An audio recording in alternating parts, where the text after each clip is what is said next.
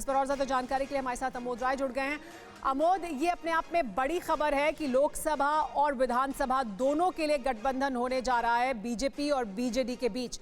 तो किस तरह की रूपरेखा तय की गई है, क्या कोई और जानकारी इससे जुड़ी हुई मिल रही है? देखिए, इसकी रूपरेखा क्या होगी, इस पर आज फाइनल मुहर लगेगा और इसकी आधिकारिक घोषणा अगले 2 दिन में कर दी जाएगी, ऐसा बीजेपी के सूत्र बता रहे हैं। लेकिन ये जरूर है कि बीजेपी और बीजेडी दोनों ही इस बार उड़ीसा में एक साथ चुनाव लड़ें या फ्रेंडली फाइट करें, ये एक तरह से अभी चर्चा का विषय है। क्योंकि बीजेपी का ऐसा मानना है कि उड़ीसा में इस बार ऐसा माहौल है कि वहाँ लोकसभा की 21 सीटें हैं और बीजेपी और बीजेडी अगर अंडरस्टैंडिंग करके चुनाव लड़ते हैं तो 21 की 21 सीटें वहाँ से निकाली जा सकती है, जीती जा सकती है। जबकि बीजेपी वहाँ 13 से 14 सीटों पर बहुत मजबूत है इस वक्त जो स्थिति है वहाँ की। तो इसके पहले 2-3 दिन पहले दिल्ली में एक महत्वपूर्ण बैठक इसके लिए हो चुकी है और इसकी घोषणा महज अब औपचारिकता बाकी है। बताया जा रहा है कि आज कोर कमेटी की जो बैठक है बीजेपी की, इसमें गृह मंत्री अमित शाह और जब बीजेपी अध्यक्ष जेपी नड्डा दोनों रहेंगे और उड़ीसा के कोर टीम भी उसमें मौजूद होगी, तो उसमें इसकी रूपरेखा पे चर्चा हो जाएगी और उसके बाद कल परसों में कभी भी इसकी घोषणा की जा सकती है। सुमेरा जी, बहुत शुक्रिया अमोद इस तमाम जानकारी के लिए।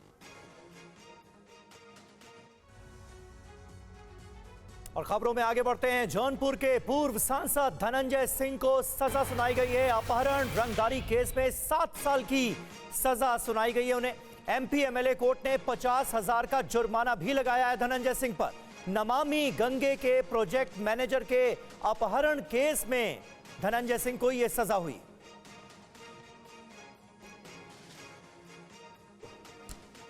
तो धनंजय सिंह को सजा का ऐलान हुआ है और एमपी एमएलए कोर्ट ने 50,000 का जुर्माना भी उनके ऊपर ठोका है। दरअसल ये पुराना मामला है, नमामि गंगे के प्रोजेक्ट मैनेजर की एक किडनैपिंग का ये पूरा केस है जिसमें धनंजय सिंह दोषी पाए गए हैं और उन्हें सजा सुनाई गई है। अपहरण और रंगदारी के इस केस में धनंजय सिंह को 7 साल की जेल की सजा सुनाई है अदालत ने। एमपी एमएलए कोर्ट ने 50,000 का जुर्माना भी उनके ऊपर ठोका है। यह पूरा का पूरा मामला जब धनंजय सिंह ने प्रोजेक्ट मैनेजर से गाली गलौज करते हुए उसके ऊपर पिस्टल तान दी थी। नमामि गंगे के प्रोजेक्ट मैनेजर के अपहरण केस में अब उन्हें सजा हुई है।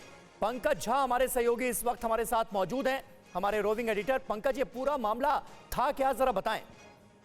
देखिए, ये पूरी घटना जो है ये 10 मई 2020 की है और जौनपुर की घटना है। लाइन बाजार थाना इलाका है, वहां पड़ता है। नमामि गंगे प्रोजेक्ट के जो इंजीनियर है अभिनव सिंघल, वो ये धनंजय सिंह और उनके लोग जो है वो ठेकेदारी का काम करते थे और उसमें नमामि प्रोजेक्ट में इनके लोग शामिल थे।